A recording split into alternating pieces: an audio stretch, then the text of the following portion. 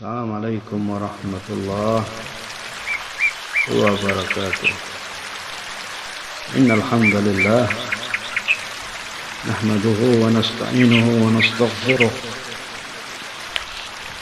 wa na'udzu billahi min shururi anfusina wa sayyiati a'malina. Man yahdihillahu fala mudilla lahu wa man yudlil falan tajida lahu waliyan murshida. Asyhadu an la ilaha illallah wahdahu la syarika lah wa asyhadu anna Muhammadan abduhu wa rasuluhu la nabiyya ba'dah. Ma'asyiral muslimin rahimani wa rahimakumullah.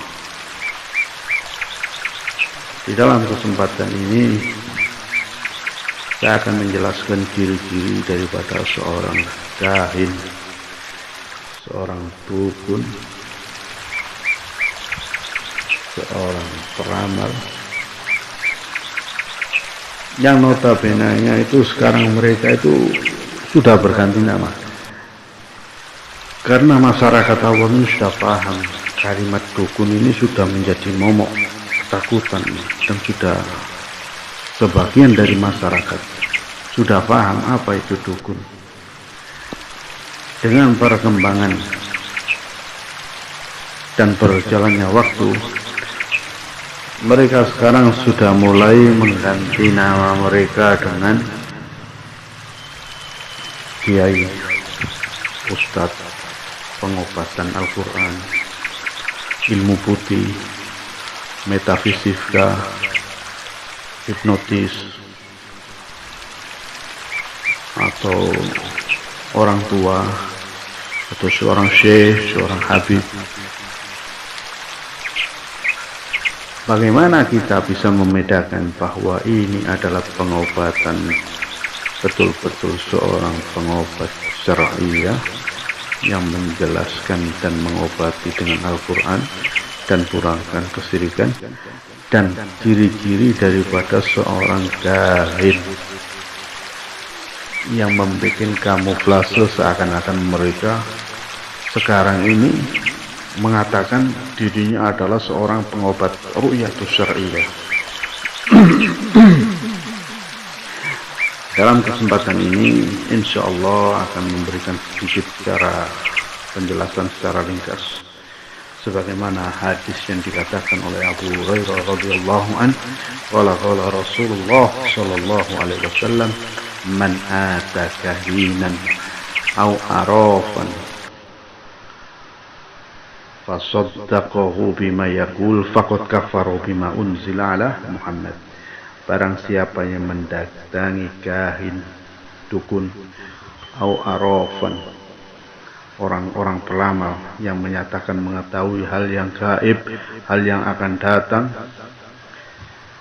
Arafan, ada kalanya seorang itu baru mendatangi, dia sudah menyatakan kamu adalah begini, kamu adalah begini. Bagaimana orang ini bisa tahu seorang dukun? Karena dukun ini punya seorang jin ini tanya kepada korin Anda. Makanya ketika kalian datang itu dia sudah tahu tujuan Anda, ciri-ciri Anda, masalah Anda. Ini talbis, bukannya dia mengetahui hal yang gaib. Sekali lagi, bukanlah mereka itu mengetahui hal yang gaib, tapi dia mendapatkan informasi ini daripada Korin, pendamping kita yang ditanya oleh jin-jin mereka. Di sisi lain, arafan fasaddaqahu, kalian membenarkan bima yaqul, apa yang mereka dikatakan oleh dukun-dukun ini. Faqad kafara bima unzila ala Muhammad, kalian telah kufur terhadap apa yang diturunkan oleh Rasulullah sallallahu alaihi wasallam, yaitu kitabullah wa sunnah dan syariat ini. Di sisi lain diperjelas lagi, dikatakan oleh Rasulullah dari hadis Abu Hurairah radhiyallahu an, man atakahinan au arafan lam yuqbal salatan arba'ina yauman. Barang siapa mendatangi dukun dan para peramal, lam yuqbal, tidak akan diterima sholatnya selama 40 hari. Na'udzubillah. Dan orang yang mendatangi dukun ini merupakan salah satu alamat kufur akbar yang akan menghanguskan seluruh amal-amal zikir kita, puasa kita, sholat kita, haji kita, sodako kita, infak kita, seluruh amal soleh kita terbakar. Tak ubahnya kayu dibakar oleh api. Nanti kalau sudah di hadapan Allah, maqadimna ila ma'amilu min amalin haba'an mansur, amal-amalan kita haba'an mansur, seperti debu yang berterbangan di sisi Allah. Maka dari itu ya ibadallah, jagalah akidah kalian.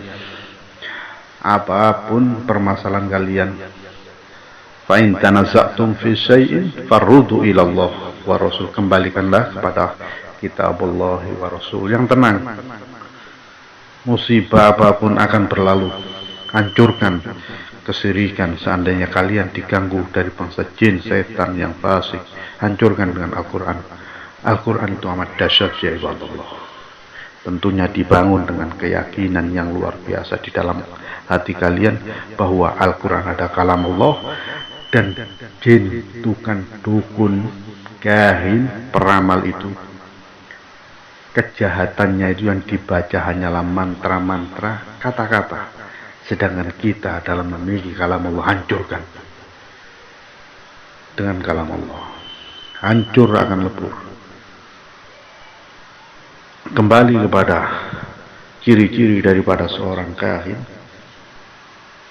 Yang pertama, biasanya mereka itu ketika seseorang mendatangi seseorang dan kalian dapatkan ciri-ciri ini, maka segeralah kalian tinggalkan,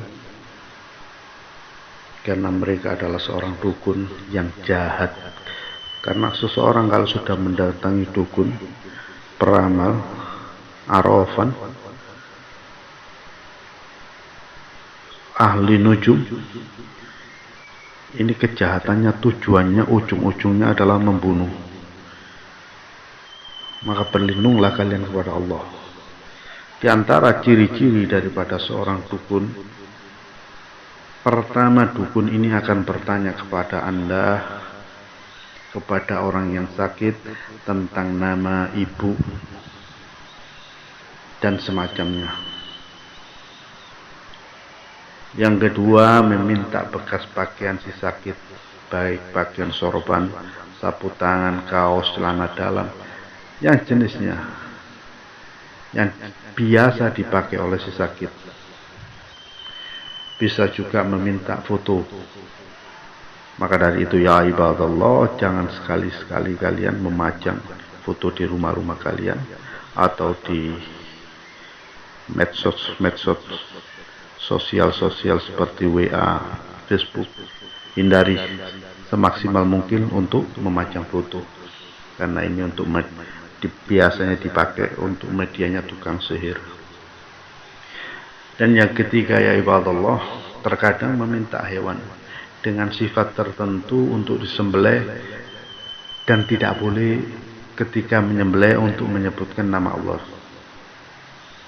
Kemudian mereka ambil darahnya, kadang-kadang dibalurkan di tempat orang yang sakit atau yang semisalnya, atau hasil dari penyembelihan itu dibuang di tempat yang kosong. Ini merupakan persembahan kepada jin, setan yang fasik. Karena jin ini tidak mau diperintahkan oleh dukun tanpa ada imbalan. Yang keempat, ada kalanya mereka menuliskan jampi-jampi, mantra-mantra, memuat kesirikan. Yang kelima, membaca mantra-mantra jampi-jampi yang tidak jelas. Yang keenam, ada kalanya mereka memberikan minum air ru'yah yang tanpa kalian ketahui apa yang dibaca di dalam air itu. Tahu-tahu air itu disuruh minum. Yang ketujuh, memberikan kepada orang yang sakit, biasanya berupa kertas atau sejenisnya, yang di dalamnya ada garis-garis, kotak-kotak atau angka-angka tertentu yang kita tidak tahu maksudnya, kecuali hanya seorang kahin yang memahaminya.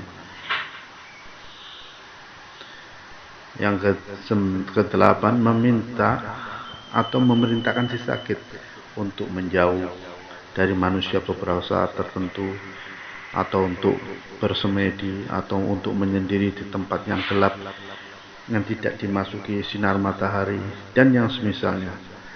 Kemudian ada kalanya yang kesembilan atau yang ke-10, meminta si sakit untuk, atau meminta orang yang mereka kehendaki supaya orang itu celaka. Si dukun ini biasanya untuk diberikan air untuk disiramkan di tempat rumah orang yang dituju, atau memerintahkan yang ke-11, memerintahkan sesuatu untuk supaya ditanam di depan rumah si sakit atau di depan rumah orang yang akan dituju, atau memberikan kepada orang yang punya hajat atau dengan tujuan sesuatu yang untuk dibakar atau mengasapi dirinya dengannya. Yang ke-13, terkadang mengabarkan kepada si sakit tentang namanya, asal daerahnya, dan problem yang menyebabkan dia datang padahal belum diberitahukan oleh si sakit. Seperti yang saya katakan pada awal mula tadi, mereka mendapatkan khobar ini dari jin setan fasik yang ada di sampingnya yang nolong dia, bertanya kepada korin kita. Wallahu a'lam bishawab. Dan yang terakhir, biasanya menuliskan untuk si sakit huruf-huruf yang terputus-putus, baik kertas atau mangkok putih, lalu menyuruh si sakit untuk meleburnya dengan air, lantas meminumnya. Dan ada pula mereka ciri-ciri yang amat jelas, yaitu mereka kebanyakan di antara mereka menghinakan kitab Allah, menghinakan kalam Allah. Dan ada kalanya juga mereka itu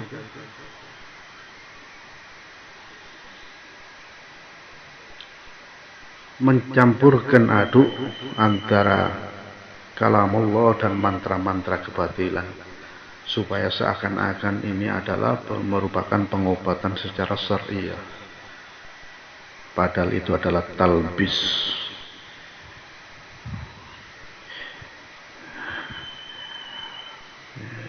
Ikhwan muslim rahimani rahimakumullah,